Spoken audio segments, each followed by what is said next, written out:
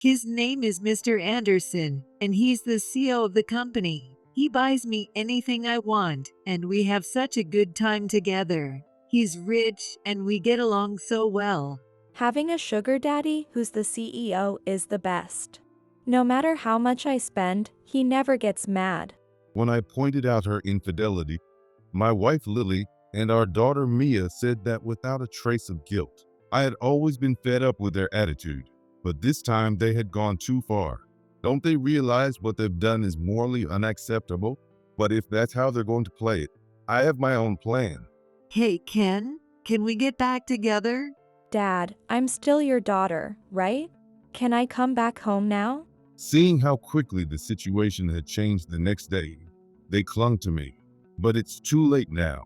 I won't forget the years of mistreatment I endured from them. Seeing them panic at the backlash made me smile. I'm Ken Osborne, 58 years old. I work for AO Holdings, a food manufacturing company. I enjoy my job every day because I have a lot of responsibilities there. However, while my work is fulfilling, my home life has serious problems. After finishing work, I get in my car and head home. But when I think about what awaits me at home, I can't help but feel depressed. Hey, the money you gave me isn't enough. As soon as I get home, without a word of welcome, my wife Lily asks for more money. She's 56 and a stay-at-home mom. Though she's a stay-at-home mom, she does the bare minimum of housework. She eats out every night, so there's no dinner prepared when I get home. She even leaves my laundry undone, claiming that washing it with hers would make it smell bad. So I've given up asking Lily to do any housework. I buy takeout for dinner and do my own laundry. What do you mean it's not enough? I give you $1,000 separate from our living expenses for your personal spending. Lily has a spending problem. While I'm at work, she blows money at fancy restaurants and on designer clothes. For a while after we got married, I let her manage our finances. But her spending was so out of control that not only could we not save any money, she even tried to get us into debt. So I took over managing the money. Since Lily has been a stay-at-home mom ever since we got married, she has no idea how hard it is to earn money. It's been less than 10 days since I gave you the money. What do you spend it on that makes it disappear so fast? You just don't get it. Going out to eat and doing a little shopping makes it disappear quickly. It's a world you, a cheap, low-level employee, wouldn't understand. Lily mocked me. Her words finally made me want to speak up. So I said, "Who do you think earns this money? If I quit my job, you wouldn't be able to live like this anymore." Don't act so high and mighty. It's a man's job to earn money for his woman. Bragging about something so obvious is just pathetic. Now, where's the money? I'm not giving you any more money. If you want it so badly, get a part-time job and earn it yourself. I heard her click her tongue. When we were dating, she wasn't like this, but she changed completely after we got married. I've cursed my poor taste in women more times than I can count. You're so stingy. Other wives get $2,000 or $3,000 just like that. Who are these people? People I met online. Isn't that one of those dubious stories circulating on social media? It's embarrassing that my wife can't see through such too good to be true stories. Determined not to be swayed by her words, I said, "Every family is different. I don't know who you saw online, but spending $2,000 or $3,000 a month on leisure is over the top. That's not a normal life for regular people." Then you should work harder. I don't want to live like a regular person. What a bitch you are. She is a really selfish wife. I really want to divorce you. With a deep sigh, Lily walked away into the house. Hearing her words, I too wished I could divorce her if I could. But if I get divorced now, I won't be able to remarry at my age. Thinking that, I've put up with everything and kept living like this. I was heading to my room to tidy up when I was stopped. Dad, I'm out of my allowance already. It was my daughter, Mia Osborne, asking for money. She's 28 years old, but has no intention of working and is unemployed. She sounded just like her mom, Lily, so I sighed deeply. "What are you talking about? I gave you $800 this month, didn't I?" That's not enough. It disappears quickly when I'm out having fun. If it's not enough, get a part-time job. No way. I don't want a boss watching over me. And there are too many weird customers. Mia did go to college and graduated, but sadly, she turned out to be as selfish as Lily. Thinking about that, I feel like all the money spent on her education was for nothing. You're 28 now. Are you okay with your future? All your friends are working, right? I'm fine. I don't get why everyone doesn't see that you can live comfortably without working. Just find a rich guy to take care of you. Hearing her talk with no intention of earning her own money, I looked at her skeptically. First of all, where are you going to find a guy who will take care of you? Do you really think you can find someone who will give you more than $800 a month just for fun? There are tons of CEOs who want to meet cute girls. It's such a waste for people to work so hard. She doesn't have anyone to rely on, and she doesn't earn her own money. Yet, Mia speaks with an odd sense of confidence. Seeing her complete lack of understanding of reality, I, as her dad, decided to give her some advice. You can't always count on finding someone to support you. Right now, you're just living off me. You are still young, so work. I'm not giving you any more money this month. You're a stingy guy. You're my dad, so you should at least support your child. I've done more than enough. I don't deserve your complaints. If you can't keep us satisfied, it's like you're not earning anything at all. Don't act all high and mighty. Looking at her, I felt sad. I am her dad, after all, so if she decided to change and work, I would help her. But Mia, much like her mom Lily, had no intention of earning her own money, leaving me at a loss. A few days later, while at work, I had to run an errand and was driving out in my car. As I was driving, I saw something that shocked me. Is that walking down the street were Lily and Mia, and with them, cheerfully walking along, was Mr. Anderson, my business associate. He's the CEO of Anderson Supply. Wondering why Lily and Mia were with Mr. Anderson, I parked my car in a nearby space to observe them. Lily and Mia wouldn't recognize a company car, so unless they were really staring, they wouldn't notice me. The three of them were talking and seemed very friendly. Mr. Anderson was showing off a luxury watch, and Lily and Mia were thrilled and clinging to him. Witnessing this scene left me in shock. Although I couldn't stay calm, I pointed my phone's camera at them and zoomed in to record the scene. The video was a bit shaky, but it was enough as evidence. Eventually, the three of them entered a nearby bar together. I managed to stay calm and assess the situation. It seemed Lily was having an affair with Mr. Anderson, and Mia also knew it. Mr. Anderson must have been treating them to expensive bags and high-end restaurants while I was at work. Lily had mentioned that some wives received $2,000 or $3,000 from their husbands, but that wasn't information from the internet. It was Mr. Anderson spending that much money on them. That's probably why Mia was so confident lately. And when I thought their allowance was disappearing quickly, this was the reason. They were wasting money to have fun with him. Understanding this made my blood boil. All this time, no matter how poorly I was treated at home, I kept working every day, supporting them and getting by. My efforts were betrayed in the worst possible way by their infidelity. Now that they've cheated, I have no lingering attachment to them. Thinking it would be best to act quickly, I started looking for a place where I could request an investigation. A few days later, just as I expected, Lily and Mia went on their next move. Hey Ken, let's get a divorce. I knew this day would come, but she brought out the divorce papers. Her name was already signed, and all that was left was for me to fill in mine. I expected this, but I played along for the moment. Lily, what's this about? Because you're stingy. I don't want a husband who can't make life easy for his wife and child. And have you ever fulfilled your duties as a wife? What? A man's job is to work hardly. What's there to complain about?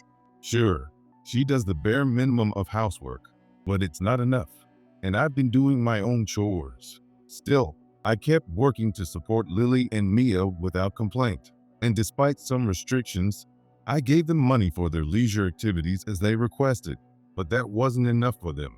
Despite all the money I sweated and worked hard to earn and give them, they felt no gratitude. Instead, they seemed to feel no guilt about treating me so badly. Seeing how things were, I decided to speak up. Fine, I've had enough of you too. Was that man you were walking with the other day your lover? Lily's eyes widened, not expecting to be caught, but she quickly composed herself and said, So you knew. That makes things easier. His name is Mr. Anderson, and he's the CEO of the company. He buys me anything I want, and we have such a good time together. He's rich, and we get along so well. Having a sugar daddy who's the CEO is the best. No matter how much I spend, he never gets mad. Hearing their entirely money-focused words gave me a headache. There was no affection involved. All they thought about was money. However, considering that this divorce would finally free me from them, it was actually a good thing. We have plenty of money, so you can demand as much alimony as you want. He'll pay hundreds of thousands if needed. We don't even need the property division. We're not so desperate that we need your little bit of money. If that's how you feel, fine. I have no attachment to this house either. Divorce usually involves splitting assets. Thinking about that made it seem troublesome, but since they were declining it, it made things easier. I was almost grateful for their foolish decision. I signed the divorce papers and showed them to Lily, letting her check that everything was in order. I'll take care of submitting this. Thanks. Oh, we're planning to submit our marriage certificate tomorrow morning, so make sure you submit this today. Got it. I'm tired of dealing with you two. I'll submit it now, so don't worry. Come on, you don't have to act so tough. You're sad about leaving us, right? How conceited could they be? I wanted to tell them I had no regrets, but it was better not to risk them changing their minds and stopping me. Not really. I'm heading out now. After that, I went straight to submit our divorce papers. When I got back home, I discussed moving out of the house. Lily and Mia seemed relieved to be rid of me, and they were in high spirits while talking about what to do with the house. As I packed a few personal items I would take back to my parents' house, I thought to myself, finally, I can cut ties with them. While I felt relieved by this fact, I hadn't forgotten what they had done to me. I had planned everything for the future. The thought of finally teaching them a lesson made me smile. It didn't take long for them to change their tune. The next day, my phone rang. When I saw the name on the screen, I realized it was Lily calling. Hey, Ken, can we get back together? From the very first sentence, she was saying something incredibly convenient for her. What are you talking about? Weren't you happy to get divorced? What happened to Mr. Anderson being rich and a perfect match? Our divorce was mutual, with no hard feelings on either side. Why was she saying this now? Lily, sounding flustered, said, His company went bankrupt, so we have no money and can't make ends meet. Hearing this, I couldn't help but smirk to myself. Really? That sounds tough. So, is he telling you to get a job now? That's why I'm asking for your help. And why should I help you? Despite her desperate pleas, I responded disinterestedly. Lily had always treated me like a nuisance. She neglected my household chores and never took care of me when I was sick. She had never helped me in any way. So why should I go out of my way to help her after our divorce? His company was operating normally until yesterday, but suddenly it went bankrupt. Why? I could understand her shock. To the clueless Lily, I said, I cut ties with Anderson Supply. What? What do you mean? I also told other company presidents about it. I let them know that Mr. Anderson was having an affair with my wife. So they probably cut ties too, not wanting to deal with the hassle. If something scandalous happens with a business partner, it can damage their own reputation as well. I had been eager to let her know this. I figured that hearing this would make her regret her actions at least a little. Hearing my words, she was speechless. Soon, she started to panic and scream. What are you talking about? There's no way you could do that. You're just a low-level employee, right? I never told you this, but I'm the CEO of AO Holdings. Are you kidding? She couldn't believe what she was hearing. When I revealed the truth, she asked me in a trembling voice, What are you saying? You're just a regular employee, right? That's just what you assumed. I never once said I was just an employee. Besides, if I were a regular employee, I couldn't have given you that much allowance. No way. You deceived me. I didn't deceive you. I just didn't tell you, and there was no need to. You never cared about my work anyway. As my wife, she thought I was a worthless man who couldn't make money. If she had cared even a little about supporting my work, she might have found out the truth. Lily was yelling in disbelief on the other end of the line. That's absurd. If you were the CEO, you could have given me more money. If you had given me enough money, none of this would have happened. $10,000 a month for leisure should have been enough. Don't you realize you have a spending problem? Any money I gave you, you spent all of it. Then you demanded more, and I haven't forgotten that you even tried to borrow money just to have fun. If I hadn't managed the money, we wouldn't have been able to send Mia to college. Though, even when she attended college, she spent her time playing instead of studying. Lily seemed furious, thinking she had been completely tricked by me. You might not know, but Anderson's Supply was always on the verge of bankruptcy. The CEO had trouble managing finances. There might be other reasons, but it was on the brink of collapse. I and other companies were keeping it afloat with our business. But if Mr. Anderson betrays me by having an affair with my wife, I had to take action. That's terrible. It would have been better not to divorce. Now he blames us for what happened. Who's really terrible here? I intended to stick with you through our old age, but you cheated on me and divorced me, then remarried my business partner. Anyone would say the rotten one here is you. Instead of valuing our relationship, she did something unforgivable, seeking only money. That's why she's now facing a harsh payback. If she had thought about how I would feel about her affair, this wouldn't have happened. And as you said, I'll be demanding alimony for your infidelity. I recorded the video of you walking with him. I also hired a private investigator, so I'll be getting more evidence soon. Why are you going this far? I just wanted a little money. Have you forgotten what you've done to me all this time? Every month, I gave Lily $1,000 and Mia $800 for leisure. Plus, I covered all the food and living expenses. Even so, they kept saying it wasn't enough and demanded more. A family should be about supporting each other, not just about money. They never understood this and saw me only as a source of money. I had no intention of spending any more time with them. Can I hang up now? I'm busy. Wait. At that moment, Mia grabbed her phone and called out to me. I expected her to be with Lily, so it was no surprise that she spoke up.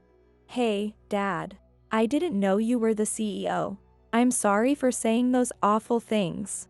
What do you want now? I'm still your daughter, right? Can I come back to live with you? I could hear Lily protest in the background. Mia, you can't just ditch me like that. Even though Lily had plotted with Mia, she couldn't overlook her actions now.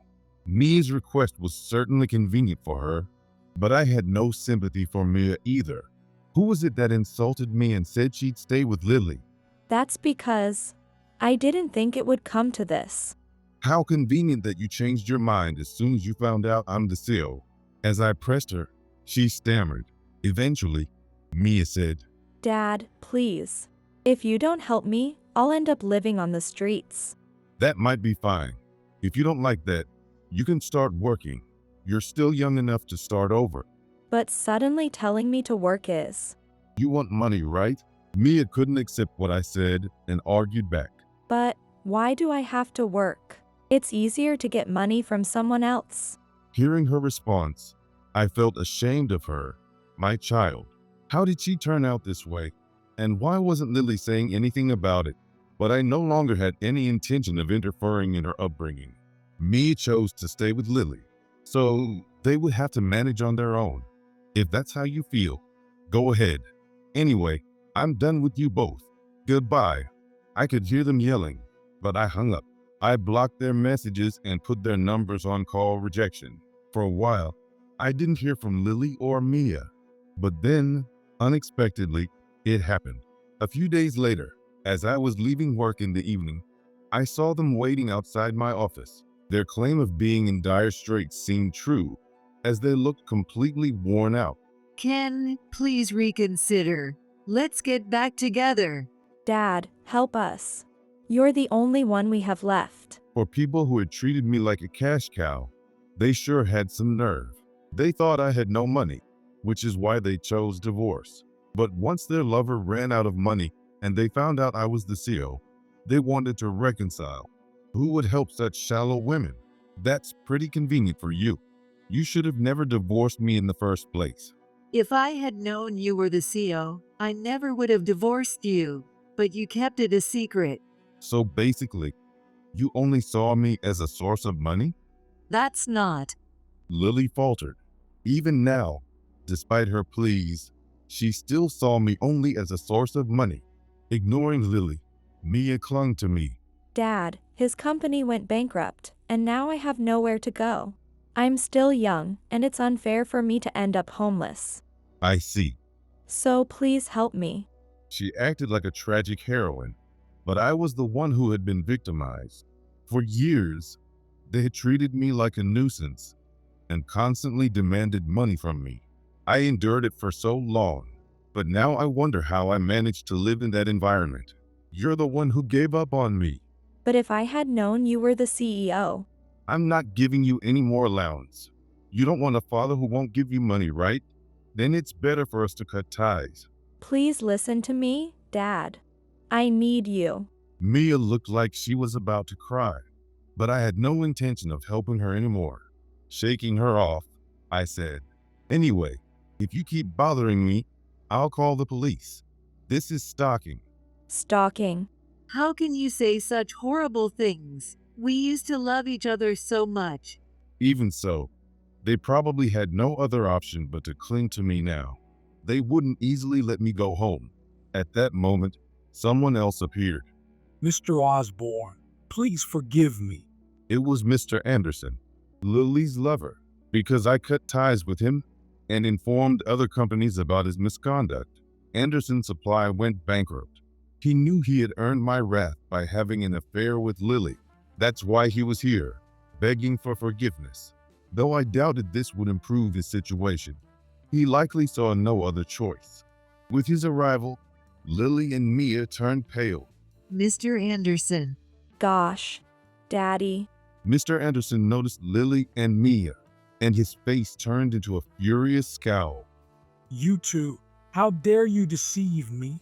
Forgetting he had come to plead with me, he strode angrily toward them. Lily and Mia, realizing the danger, began to back away. You lied about being abandoned and divorced. Because of you, my company went bankrupt. And you lied about being a wealthy CEO. How can a company go bankrupt right after we filed the marriage papers? Yeah. You said you'd make us happy because you had lots of money. You deceived us. Damn it. You said Mr. Osborne abandoned you, so I thought I could use that against him. They argued, forgetting I was even there. It was convenient for me to hear their true feelings. I didn't know how the three of them got involved, but from what I could tell, they were all trying to deceive each other for their own gain. I can hear you. What's this about using leverage? Mr. Anderson turned to look at me, startled. He began trying to cover up the situation. Oh no, Mr. Osborne. This is just a misunderstanding.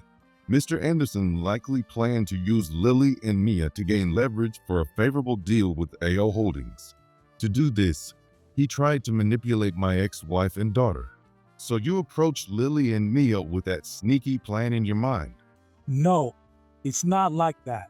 I was just deceived by them. So you tricked us, didn't you? Not wanting to take the blame, Lily retorted. Tricked you? That's a nasty thing to say. I let you live in luxury. But you went bankrupt because you really had no money, didn't you? We were deceived by Daddy. Both of them had used each other, and now their argument was turning into a quagmire. To those three, I said, Mr. Anderson, I looked into Anderson Supply's finances because it didn't seem like you could afford to lavish tens of thousands on them every month.